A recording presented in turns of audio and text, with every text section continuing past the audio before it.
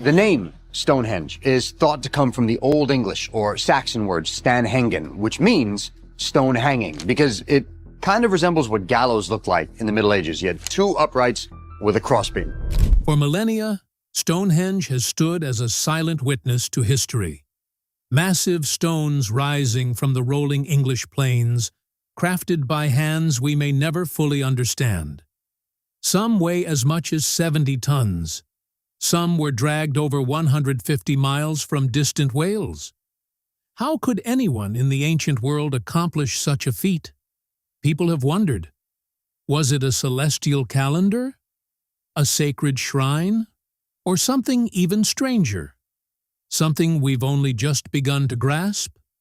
Recent breakthroughs in archaeology and science are finally shedding light on the enigma, uncovering secrets that challenge everything we thought we knew. Buried beneath the earth, encoded in the stones themselves, are clues that tell a story far stranger than legend or lore ever imagined. If you're ready to uncover these astonishing discoveries, hit subscribe and turn on notifications, because what you're about to see will change the way you look at Stonehenge forever. Now, step with us into the heart of one of history's greatest mysteries. The Stonehenge mystery finally solved by scientists. For centuries, Stonehenge has been wrapped in mystery.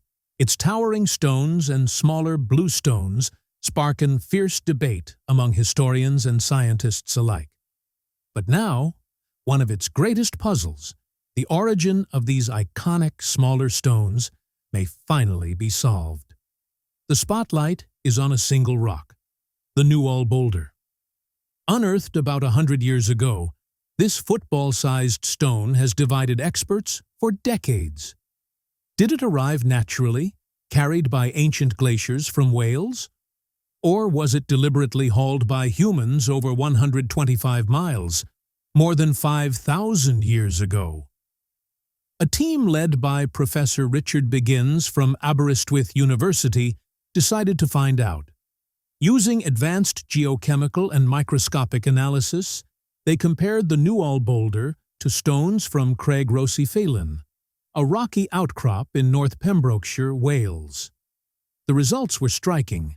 The boulder was an exact geological match, with no evidence it was a glacial erratic. This means it wasn't randomly dropped by retreating ice.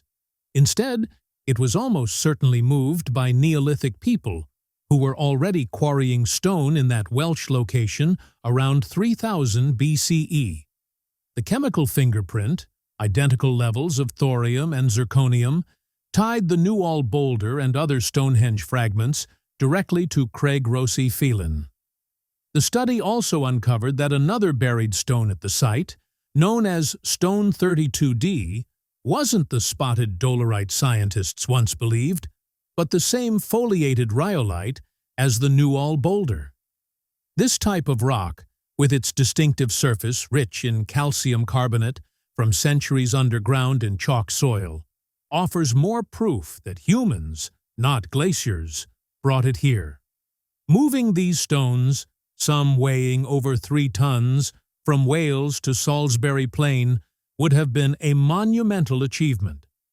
Most archaeologists agree that Neolithic builders undertook this incredible task, but some, like geologist Dr. Brian John, still argue for the glacier theory, pointing to marks he believes were made by ice dragging the rock across the land.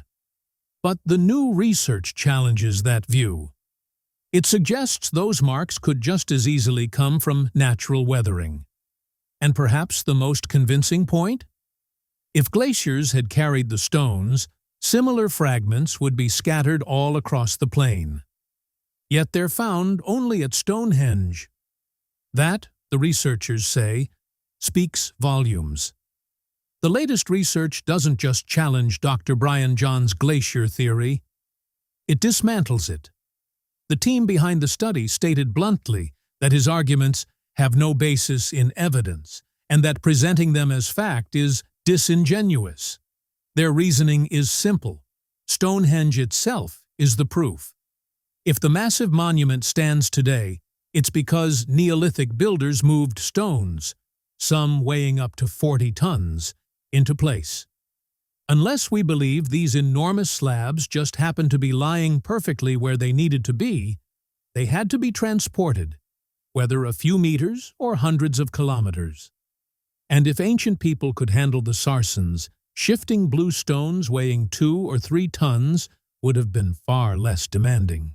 The Sarsens, towering at over 7 meters and weighing more than 20 tons each, came from West Woods in Wiltshire, about 20 miles away.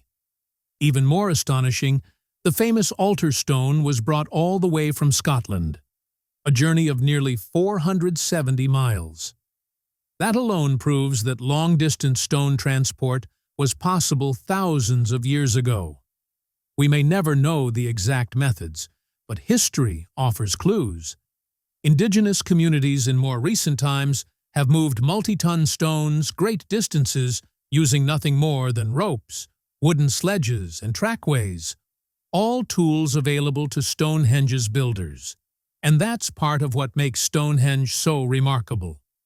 While most Neolithic stone circles were built with whatever rocks were nearby, this one was constructed entirely from stones brought from afar. Such an effort suggests it wasn't just a ceremonial site, but perhaps a unifying project for ancient Britain, a political and spiritual statement carved in stone, linking people to their ancestors and the cosmos. The new study leaves little doubt. The blue stones were carried by human hands, not dragged by ancient ice. The real mystery now isn't whether people brought them here. It's why they went to such extraordinary lengths to do it. But what if Stonehenge's true purpose was far more precise? Keep watching to find out. Could Stonehenge's true purpose have been as a solar calendar? For thousands of years, people have gazed at Stonehenge and asked the same question. What was it really built for? New research hints that we might finally be closer to the answer, and it goes beyond rituals or burials. According to Professor Timothy Darvill from Bournemouth University, the mysterious monument could have been one of the world's very first and surprisingly accurate calendars. Writing in the journal Antiquity, Darvill argues that the huge Sarsen stones, the largest blocks in the site, weren't placed randomly. Instead, they were carefully arranged to act as the building blocks of a simple yet elegant perpetual calendar, designed around the solar year of 365.25 days. His study shows that the Sarsens forming the trilithons, the Sarsen circle, and the station stone rectangle were all set in place between 2620 and 2625-2480 BCE, and astonishingly, they've stayed in those exact positions ever since. At the heart of this theory lies the Sarsen circle, arguably Stonehenge's most striking feature. Built from 30 upright stones linked together with 30 horizontal lintels, the circle wasn't just about grandeur, it carried meaning. Each of these 30 stones represented one day of a Neolithic month. In this calendar system, a month had 30 days, divided neatly into 3 10-day weeks. Two of the stones, S11 and S21, stand out because their slightly different shapes seem to mark the start of the second and third weeks. When you multiply 12 cycles of 30 days, you get 360 days in total. But what about the missing days in a solar year? Those were covered by the 5 enormous stones of the Trilithon horseshoe at the monument's center. Arranged in a sequence from smallest to largest, they symbolize the extra 5 epagomenal days, likely reserved for festivals, ceremonies, or sacred observances. And that's not all. The builders may have even included a way to keep track of leap years. The 4 station stones, arranged in a neat rectangle around the outside, provided a way to add 1 extra day every 4th year to keep the calendar aligned with the sun. For a society with no written records, this is an impressively advanced system of timekeeping. Darvill points out that in non-literate cultures, embedding the calendar within a vast stone structure made practical sense. For farming communities, knowing exactly when to sow seeds, celebrate harvests, or honor deities was crucial. The calendar also carried social and political power. Whoever controlled time effectively controlled the rhythm of the community's life. And beyond the practical, the stones grounded spiritual beliefs, ensuring ceremonies happened on the precise days needed to please the gods. Seen in this light, Stonehenge wasn't just a monumental gathering place. It was a time machine carved in stone, uniting earth and sky with human life, and marking the seasons with breathtaking accuracy that still fascinates us today. And remarkably, Stonehenge may hold even more secrets, not just ones you can see, but also ones you can actually hear. Stonehenge's hidden acoustic secrets revealed. Stonehenge may have been far more than a monument tied to the sun and seasons. It might also have been carefully built to shape sound in ways that feel almost otherworldly. A fresh study from acoustics engineers at the University of Salford suggests the ancient stone circle was designed to amplify voices and music, creating a private soundscape hidden away from the outside world. To uncover this mystery, the team built a painstaking 1:12 scale replica nicknamed Mini-Henge. Using laser scans provided by Historic England, they recreated every curve, slope, and gap of the monument as it likely appeared around 2500 BCE. Missing stones were restored to their ancient positions, 157 in total, based on the latest archaeological research. Each stone was 3D printed and coated to mimic the true rock's acoustic properties, producing the most accurate reconstruction of Stonehenge ever attempted. The replica was tested in the university's specialized acoustic chamber, where speakers and microphones stood in for Neolithic voices, songs, and drums. Because the model was smaller, all sounds had to be played 12 times higher than normal, shifting them into the ultrasonic range. What the researchers discovered was astonishing. Inside the circle, sound carried with crisp clarity. The stones amplified voices by more than 4 decibels without creating echoes, while at the same time blocking out most of the surrounding noise. A song or speech performed at the center could be heard flawlessly within the inner ring, but barely at all beyond it. "You'd think the sound would just disappear into the air," explained lead researcher Trevor Cox, "but the stones bounce it around again and again. It feels quite magical." This design points to a striking possibility. Rituals or ceremonies at Stonehenge may have been created for a select few standing inside, while the wider community outside the circle could only watch in silence.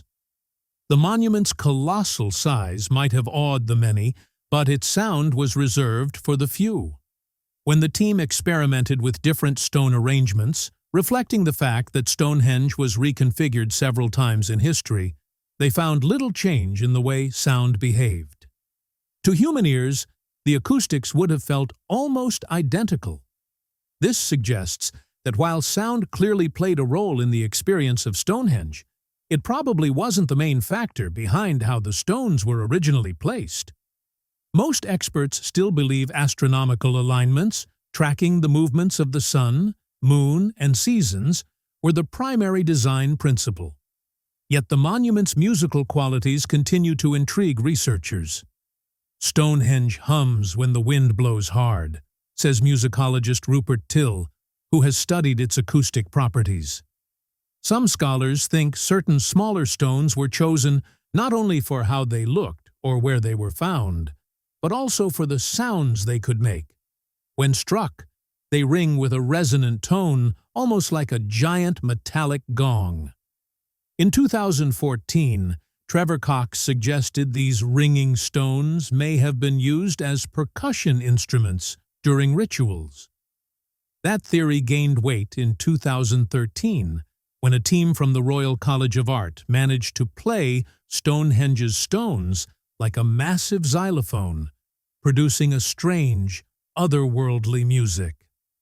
Their study, published in Time and Mind, the Journal of Archaeology, Consciousness and Culture, even concluded that the monument's sound effects would have been much stronger in ancient times before modern concrete reinforcements dulled their natural vibrations. If that's true, Stonehenge was not only a place to watch the skies and mark the seasons, but also a stage where stone and sound merged, a theater for vision and song alike. And it raises a deeper question. Could the origins of Stonehenge be tied to something truly magical? Let's find out.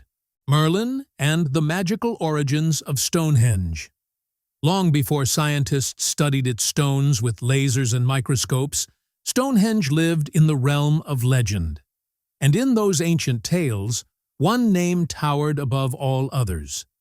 Merlin, the mystical wizard of King Arthur's court, master of spells, dragons, and the very forces of nature. According to medieval lore, Stonehenge wasn't built by human hands at all, but by magic. The story begins in the 5th century, after a brutal massacre of British nobles by invading Saxons. King Aurelianus Ambrosius, uncle to the future King Arthur, wanted to honor the dead with a monument unlike anything seen before. Ordinary stone wouldn't do. He needed something eternal, something infused with power. Merlin had the answer. In Ireland, he said, stood a circle of giant stones placed there by ancient giants, stones said to hold mystical healing powers. These were known as the Giant's Ring, their origins traced in legend to Africa, brought to Ireland by supernatural beings. King Aurelianus sent an army to seize them. The soldiers won the battle, but they couldn't move the enormous stones. That's when Merlin stepped forward, summoning his magic to lift the megaliths into the air and carry them across the sea to Salisbury Plain, where he arranged them into the sacred circle we know today. The tale first appeared in Geoffrey of Monmouth's 12th century Historia Regum Britannia, a blend of folklore, national pride, and poetic imagination. But for centuries, it was taken as truth. Many genuinely believed giants, wizards, or other supernatural forces had raised Stonehenge. After all, how else could people thousands of years ago have built it without modern tools or machines? And the Merlin legend is just one thread in a tapestry of myths. Some say Stonehenge is the burial place of two kings, Uther Pendragon, father of Arthur, and King Aurelianus himself. Others claim it predates the biblical flood, its origins tied to a lost civilization, or even survivors from Atlantis. Even Julius Caesar's Romans believed it was the work of ancient Druids. To medieval minds, its perfect design and massive stones seemed far too extraordinary to be ordinary human work. Myths didn't just try to explain how it was built, but why it existed at all, and magic felt like the only answer. Today, we know Merlin's role is pure legend, yet the site still draws people for its deep spiritual pull. Modern Druids and pagan groups gather during the summer and winter solstices, honoring the same solar alignments the ancient builders once marked. It turns out they're closer to the truth than they think. Not magic, but astronomy. The stone's alignment with the rising sun at the solstice shows a sophisticated understanding of the heavens. In the end, the real story isn't about sorcery or giants. It's about generations of humans working over centuries, creating a monument that blended ritual, mystery, and cosmic meaning. Yet beyond the myths and magic lies another cosmic clue. Let's find out what it is: Stonehenge's secret lunar connection.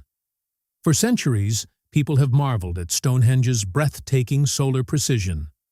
On the summer solstice, the sun rises directly above the heel stone at the monument's entrance, sending its first golden rays through the heart of the circle. On the winter solstice, the sunset lines up just as perfectly, slipping away toward the southwest beyond the stones. These alignments prove that Stonehenge was built with the sun in mind. But now, researchers are exploring something even more mysterious: the possibility that the monument was also designed to track the moon. The key lies in a rare astronomical event known as a major lunar standstill. This phenomenon occurs only once every 18.6 years, when the moon rises and sets at its most extreme points along the horizon. It's a subtle, slow-moving rhythm of the cosmos, something ancient skywatchers would have needed decades to observe and fully grasp. With another standstill approaching, researchers from Oxford, Leicester, and Bournemouth universities, working with English Heritage and the Royal Astronomical Society, are taking the opportunity to investigate directly at Stonehenge. At the center of this theory are the 4 station stones, which once formed a large rectangle around the monument. Only 2 remain upright today, but archaeologists believe their original placement may have marked the moon's extreme rise and set points during a standstill. To test this, the team has launched a year-long project. Using the rare alignment, they will record detailed measurements, capture the shifting patterns of light, and study how the moon's glow interacts with the ancient stones. Tracking the moon's extremes is far harder than tracking the sun, explained Dr. Amanda Chadburn of the University of Oxford. It demands precision, clear skies, and patience. We want to recreate what it was like for the builders to witness these striking moonrises and moonsets, and how the light and shadows moved across the monument. Stonehenge's lunar connection may stretch back to its earliest days around 3000 BCE, when the site served as Britain's largest Neolithic cremation cemetery. Many of the earliest burials were placed in the monument's southeast corner, exactly where the moon reaches its most southerly rise during a standstill. Later, around 2500 BCE, the towering sarsen stones and the station stones were added, perhaps continuing a lunar tradition that had already lasted for generations. Over thousands of years, Stonehenge has survived neglect, decay, and even deliberate damage. Yet its alignments, to both sun and moon, still speak to us across the ages. And that raises a new question. How has this monument endured for so long against time and human hands? Stay tuned to uncover the secrets of its survival. Centuries of vandalism and modern threats. Over the centuries, Stonehenge has faced a surprising and relentless enemy: people themselves. Long before it was ever protected as a heritage site, the monument was slowly dismantled piece by piece. Up until the 17th century, stones actually vanished from the circle, carted away to be reused in local building projects. By the 19th century, visitors weren't just admiring the stones. Many were chipping off fragments with chisels to take home as souvenirs. The 1970s brought new challenges when the annual Free Festival drew crowds to the site. At first, the gatherings caused little harm, but by 1978, damage and disruption forced authorities to fence off the area. Things escalated further in the 1980s and 1990s. Repeated acts of vandalism, including a shocking 1984 attack where stones were defaced with purple spray paint, led to tight restrictions. Barriers went up, exclusion zones were enforced for miles around, and hundreds of police were deployed to protect the monument. For a time, Stonehenge was completely closed to the public, but widespread outrage eventually forced the government to reopen it. Even after that, vandalism never truly stopped. In 2008, 2 men used a hammer and screwdriver to chip a tiny piece from the heel stone, no larger than a 10-pence coin, the first such recorded incident in decades. Then, in 2020, a new kind of controversy erupted when the British Transport Minister approved a long-debated plan to build a road tunnel near the site. Outraged critics branded the project state-sponsored vandalism, with historian Tom Holland calling it unbelievable destruction of the ancient landscape. Despite protests, the courts ultimately allowed the project to move forward. Most recently, even activism turned toward Stonehenge. On June 19, 2024, climate campaigners from Just Stop Oil sprayed 3 of the standing stones with orange cornflower paint. English Heritage condemned the act as extremely upsetting and launched an investigation, though the powder was eventually cleaned off without leaving visible marks. So, what do you think of what scientists have uncovered about this mysterious monument? Share your thoughts in the comments below. Thanks for watching. We hope you found this story fascinating. Don't forget to like and subscribe, and click on the next video to catch up on the latest stories. See you next time.